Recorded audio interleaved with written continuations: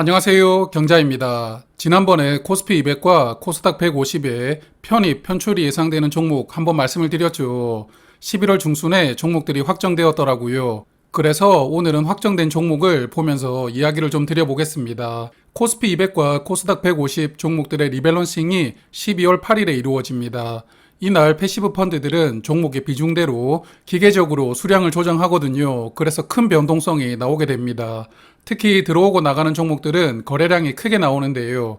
그리고 새롭게 지수에 포함되는 종목들 9일부터 공매도가 시작될 수 있습니다. 사실 이게 가장 큰 우려라고 볼 수가 있겠죠. 하지만 반대로 편출되는 종목들은 또 9일부터는 공매도가 금지가 되는데요. 다만 공매도가 금지된다고 해서 기존에 공매도를 했던 물량을 바로 상환해야 되는, 즉 쇼커버를 바로 해야 되는 것은 아닙니다. 그래도 추가로 공매도를 하지 못하는 것은 장점이라고 볼 수가 있거든요. 그래서 장점과 단점이 공존하게 되는데, 그럼 어떤 종목들이 해당되었는지 보겠습니다. 먼저 코스피에서는 한 종목 변경이 되는데요. 롯데제과만 들어옵니다. 현재 코스피 200을 추종하는 패시브 펀드 자금이 약 60조 원 정도 된다고 합니다. 롯데제과 비중을 고려해보면 패시브 자금은 270억 원 정도 들어온다고 예상이 되고요. 이 종목은 하루 거래 대금이 15억 원 정도 된다고 하니까 리밸런싱 되는 8일에는 무려 거래 대금의 18배나 되는 큰 자금이 들어오는데요. 거래량이 아마 폭발적으로 늘어나겠죠. 당일 주가 변동성은 엄청날 것으로 예상이 됩니다. 그리고 나가는 종목도 하나인데요. 삼양홀딩스입니다. 이번 이탈로 152억 원 정도 자금이 빠질 것으로 예상이 되고요. 이 종목도 하루 거래 대금이 워낙 작은데요. 8일에 152억 원이 빠지면 평소 거래량의 20배가 넘게 터집니다. 역시나 큰 변동성 생길 것 같습니다. 이렇게 들어오고 나가는 종목이 하나밖에 되질 않다 보니까 기존에 지수에 포함되어 있던 종목들이 큰 규모로 리밸런싱이 이루어질 것으로 예상이 되고 있습니다. 화면 보시는 LG엔솔이나 신한지주, KT 등 5개 종목들은 비중이 상향 조정될 것으로 예상이 되고요. 그래서 이 5개 종목은 패시브 자금이 추가 유입될 수 있으니까 호재라고 봐야겠죠. LG엔솔은 이번에 MSCI에서도 비중이 상향 조정되거든요. 그래서 11월 말과 12월 초에 패시브 자금으로만 약 5천억 원 정도 추가로 유입될 수도 있을 것 같습니다.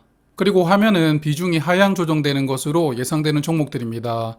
HMM, 금호석유, 미래에셋증권 등 9종목은 코스피 200에서 편출이 되지는 않았지만 비중이 축소되다 보니까 이게 차라리 편출되었다면 공매도라도 금지가 되었을 텐데 그렇지 않고 패시브 자금만 이탈하게 되었거든요. 그래서 더욱 안 좋은 상황을 맞이한다고 봅니다.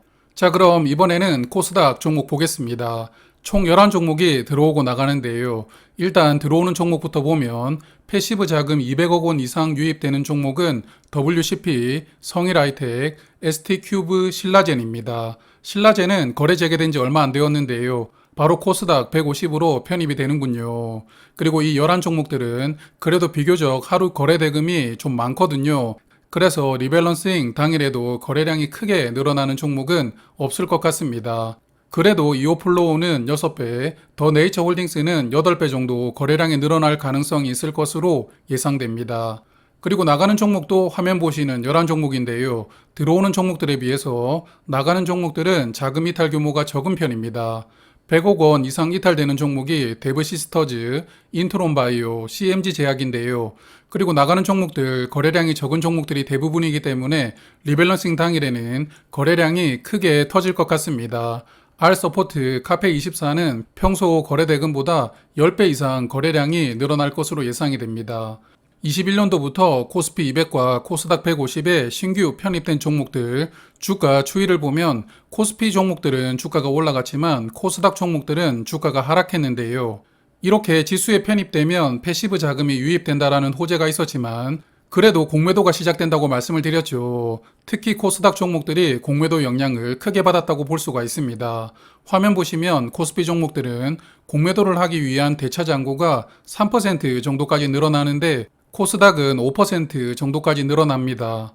그래서 아무래도 코스닥 종목들 변동성이 더 크기 때문에 공매도에도 상대적으로 취약하다고 보이고요.